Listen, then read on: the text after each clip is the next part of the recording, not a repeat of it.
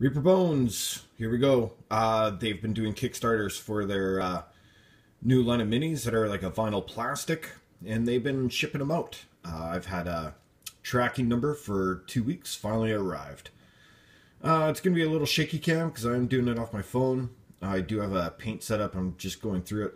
I received my package about 24 hours ago, so I've been going through it, going through the minis, and this is not an unboxing, but this is more of a review and my take on this release that they just did. So I spent probably $400, and when I went to go pick them up yesterday, I got hit with customs because I am in Canada. It came to another $60, and I got tons of white plastic minis that just all showed up. And when you're talking minis, you have a lot of different options. You can get things like Dream Blade mini, and then you can cut them off their bases, and then you can put them on a base, so then you can actually use them for your games. Or you can grab your Mage Knight mini and cut them off and put them on a base and use them for your games. Then you have your options of D&D pre-painted. You have your option of Pathfinder pre-painted. Then you can actually go even farther back. You can get Reaper metal figures in which you can paint. You can look on eBay or around and you can get like the old vintage lead-based, or you can actually upgrade and get the newer style, new releases, which have way more detail and they always look so good. Anyway, the options here, I'm not a good painter by any means, and but I do try and hammer them out as quickly as possible because metal minis on the table, and now we have white unpainted ones, just do not look nearly as good. So I try not to spend too much time on painting. I only spend a couple hours per one, and you'll see a bunch of different ones in different variations of paint and completion.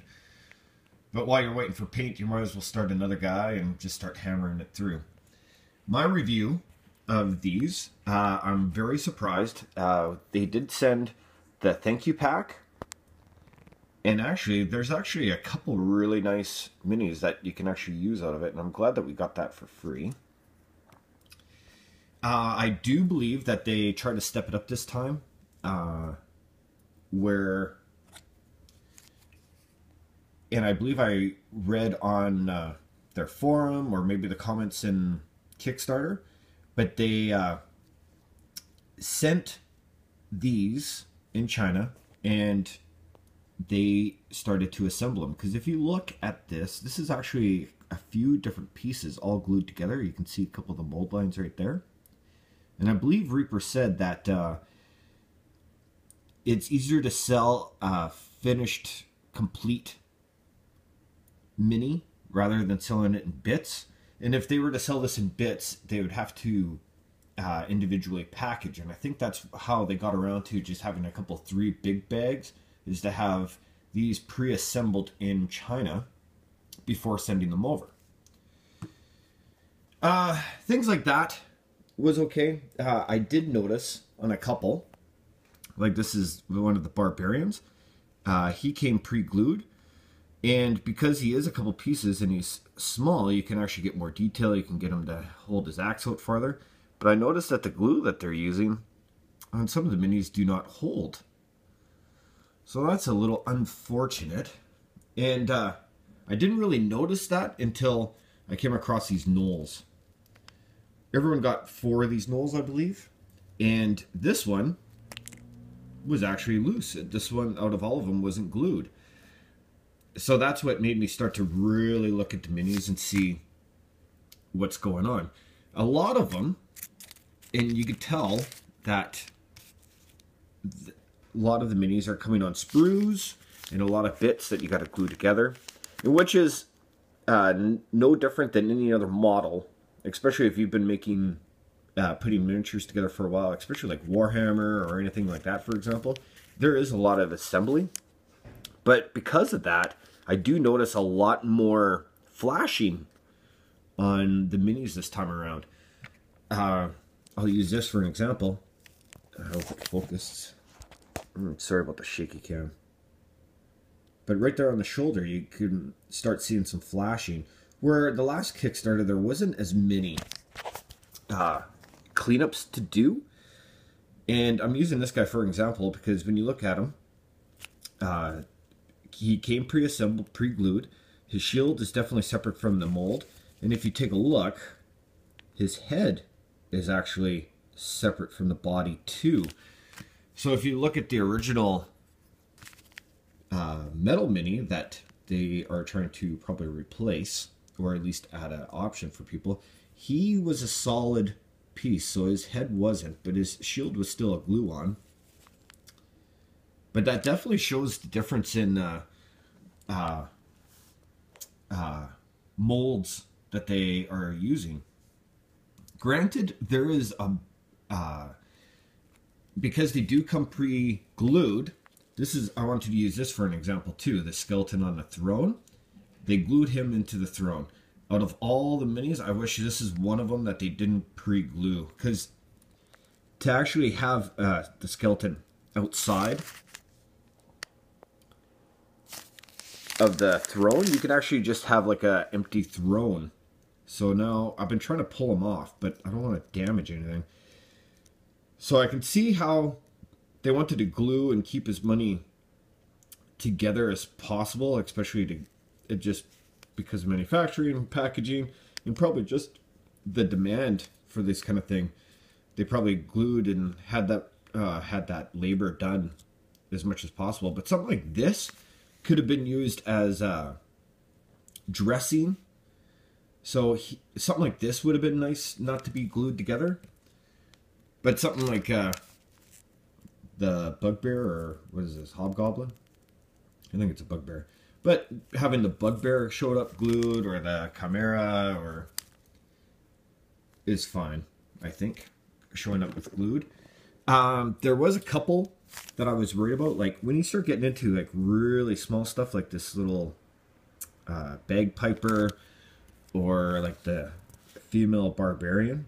I was worried about the detail, and actually on the camera it looks pretty good. You can see nipples and facial features, and I was kind of worried that maybe the molds wasn't going to be coming in as good. But when you compare it to like a Pathfinder pre-painted, it's the same quality, if not better.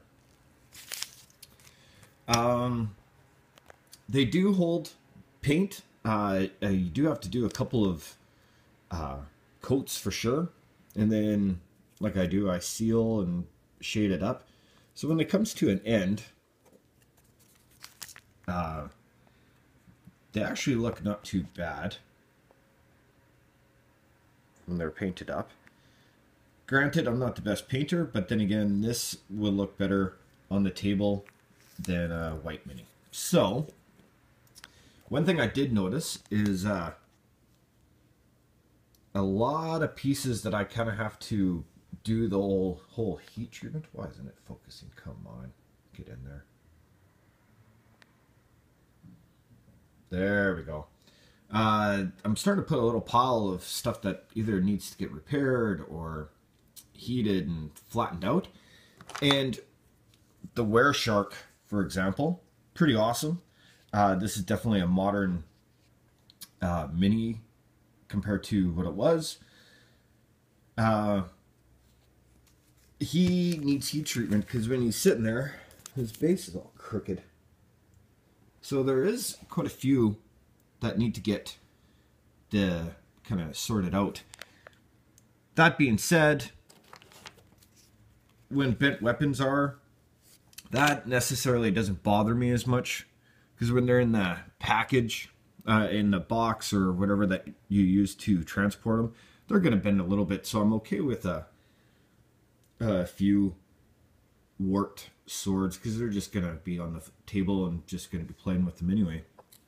There's a few that I was really happy with, like the mushroom men, these frogs, because I bought a bunch of frogs off another manufacturer, and the frogs are amazing. This was a nice surprise, these little insect flying bugs, because I know Pathfinder, they had a bunch of wasps, but if I would have known something like this was in there, I would have gotten a handful of them too, because they're pretty rad.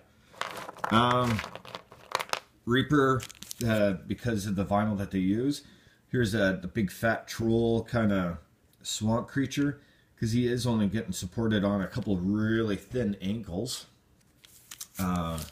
He does lean over kind of onto his pot belly.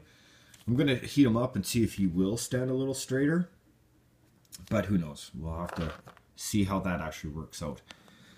One thing I do like what Reaper's been doing is they are trying to get everything off of off the monster manual. Like they'll go like the bull. The bull is awesome. I've been looking for a bull for a long time. And in the thank you pack, there's like that little deer kind of Peter, or I can't remember what it's actually called. I have to look at the original monster manual. But I'm happy that they're actually trying to complete the monster manual with minis now. So I have to give that credit for sure.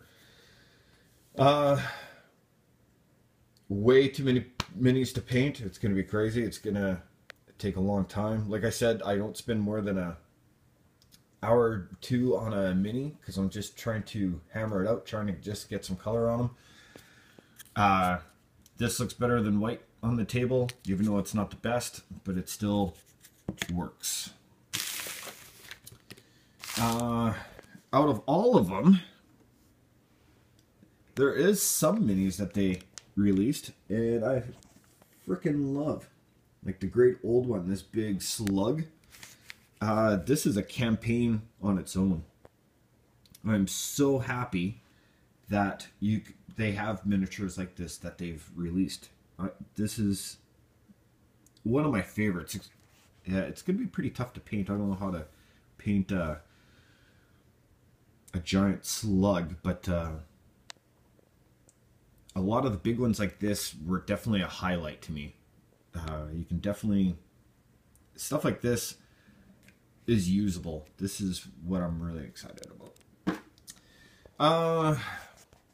I'm glad they're really trying to push out as many different monsters as possible, which is really cool. There's some things that I won't use, like the lions and stuff. Those will just sit in a box, probably never get painted. There is still a lot of little critters on sprues, which you got to break up. And oh, and I wanted to show this. This is the last thing on the list. The Gelatinous Cube. This is one of those minis that is so hard to actually have represented quite nice. So I'm glad they went clear, and it is 2 pieces in which you have to glue. So then you get your square. They did make it big enough, so when you have your party, they do fit in there. I haven't tried very many big ones, like the pig farmer here will fit. Let's take actual. So you have a sorcerer in the group, and they'll fit in there pretty good. So actually, I'm pretty happy with this. I don't know how you would have to dry brush it, or maybe just leave it as a gelatinous cube. The other little bits that came with it, a couple little jelly pieces, are not very impressive by any means. Now, what's my opinion? Was the Kickstarter worth it? For 400 bucks, I got a lot of minis, a lot that I didn't need, some that were pretty amazing. Like here, I'm waiting for the paint to dry on this fucking monster turtle thing, which is sweet. Something like that, that's definitely worth it. But is it worth backing the whole Kickstarter for? Or is that something I could have just bought as an individual? Hard to say. But without actually seeing the bits in person, it was kind of hard to choose if that alone was worth ordering. Now, when you go through your Kickstarter in your packages, everyone does a lot of unboxings, but make sure when you go through it, take a look at the minis really good, because I hear people are missing arms and little things like that. Definitely make sure you go through them and make sure they are complete, because they do fall off during shipping. So make sure you take a look around. And when you do glue them together, make sure you hold them tight, because I was in a rush yesterday and I was putting Narthax or whatever dragon this is. Everything's going good, blah, blah, blah. I glued it in the tail and it looked like it was holding. Walk away, come back, and now there's a fucking gap. And I'm trying to break my glue seal on it, and yeah, no. That's holding pretty tight. So that's unfortunate. But yeah, so when you're gluing your bits together, make sure you hold them and make sure they're going to hold tight.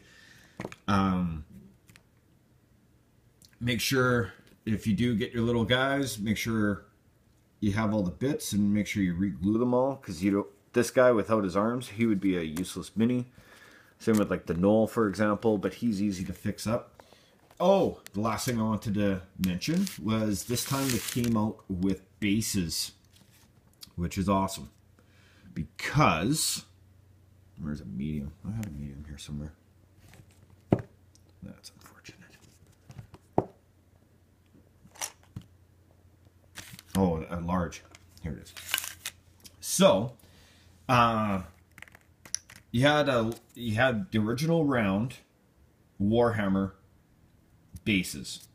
They're clear on the hollow on the inside, base, cheap, light.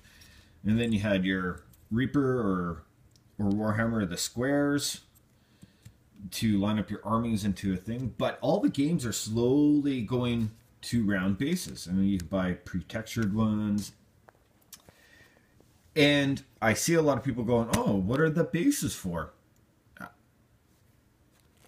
You take your mini, glue them onto a base, and now you're in a 1-inch square. That simple. If people are wondering what you're doing with these bases, they're kind of diorama, but what it is a lot of games are grid-based, and the grids are 1 inch. You take your mini that doesn't have like a square or nice base on them, and you glue them onto a base, and then you have a circle. That's why they sent bases. That simple. They're not for...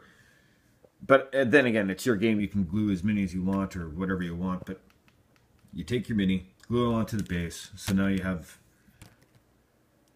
your figure on the base, and then now you can do the grid. Pretty simple. These frogs, and what I've noticed in the past, because I've been gluing my bones onto bases, and some of them, like this frog for example, his actual molded base is a little too big.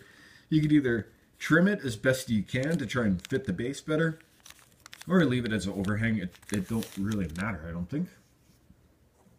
Like for example, I took the Griffin, glued him onto a base, so now we know how big he is on the field, and then you can actually work it out. That's what the bases are for. People, and some people said you could do them upside down like this and then use them as a texturing and stuff. If you watch some of the actual real good painters on YouTube, they don't do that. They don't put them in like that. And if you do feel the need that you got to fill it in with plaster or whatever, you can do it on the other side and glue your cork and sand, and I don't know. There's some great YouTube videos out there that are basing minis onto bases, and they are pros. Me, I'm just a hack painter, so don't go by my recommendation. And like I said, D&D is not... There is rules, but the game and miniatures are a way for people to enjoy it best the way they want to. So, any way you want to play these characters, that is up to you.